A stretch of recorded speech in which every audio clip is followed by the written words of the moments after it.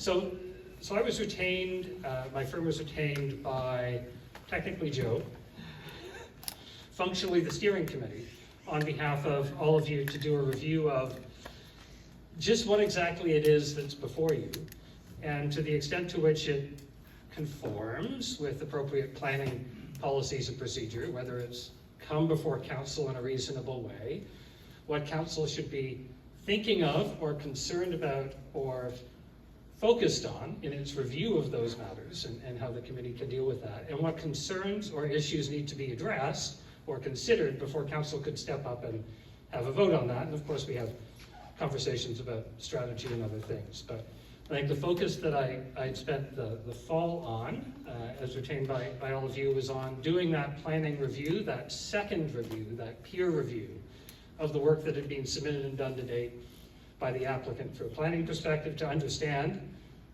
does this conform? Does this make sense? Is it appropriate to be able to recommend approvals? Is the process that's being identified appropriate or reasonable? And so those are the things that we looked at, and I dropped this nearly 40-page memo on the planner of record last fall, after doing a thorough analysis of the planning policies, the applications, and the rest. And I think I would summarize a few things that are important without going into great detail. And if you're interested in detail, we can talk about that. But the first is, as was highlighted at the beginning, water, and whether or not the development as proposed can be serviced. Is there adequate water?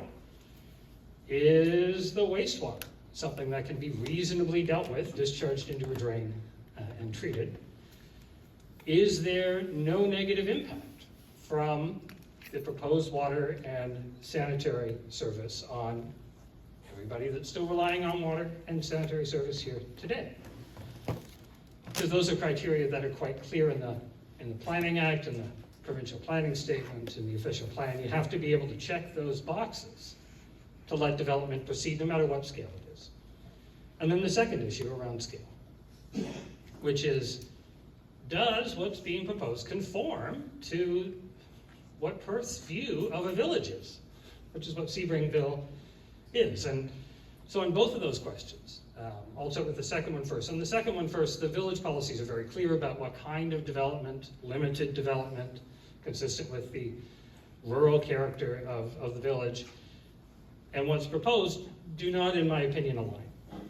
They're not aligned.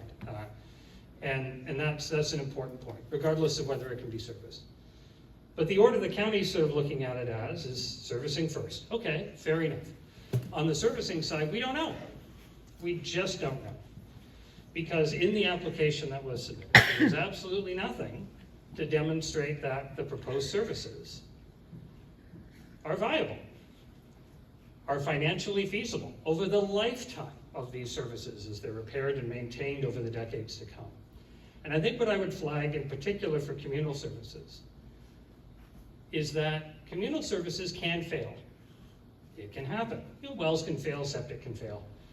And the scale of those tend to be small, very important to the people that rely on them. But the scale of those are small.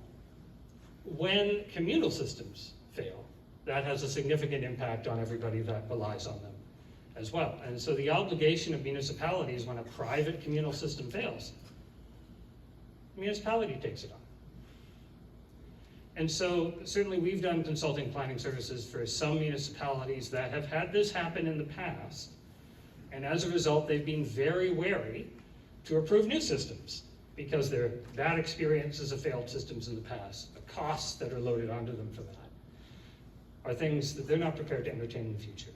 So whenever you see a communal system proposed, it's important to really understand what you're getting into, right? And so whether it's privately owned and maybe could fail and the municipality will have to take it from the beginning, or whether it's publicly owned from the start, it is a significant cost to be able to bear to manage that. So it's important to look at those very carefully. And we don't know whether the water is there, whether the sanitary can drain into the drain and not, stink like you might expect it to stink if it's not properly infiltrated and dissipated into those.